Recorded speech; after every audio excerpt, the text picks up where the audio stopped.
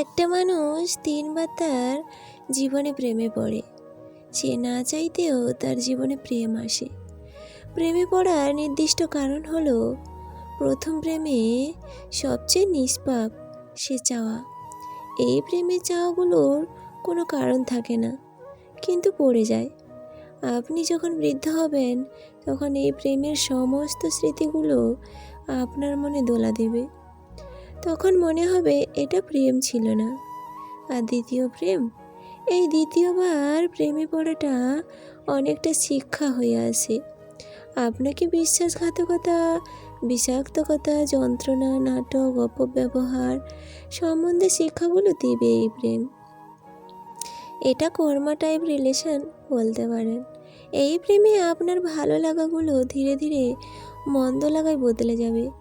এই প্রেমে আমরা সঠিক প্রেমের মূল্যায়ন বুঝতে শিখি।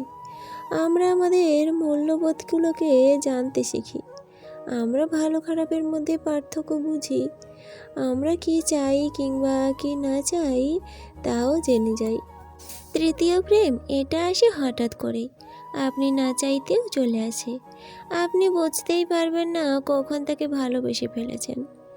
আপনি চাইতেও তার প্রতি যত্নশীল হয়ে যান। তার কথায় মুগ্ধতায় নিজেকে হারিয়ে ফেলেন। সে আপনার ক্রাশ না হতেও পারে, কিন্তু তার চোখে প্রতিদিন হারিয়ে যান। তার সমস্ত ইনফরমেশনে আপনি পারফরমেন্স খুঁজে পান। আপনি তার কাছে কোনো কিছু গোপন করতে পারবেন না।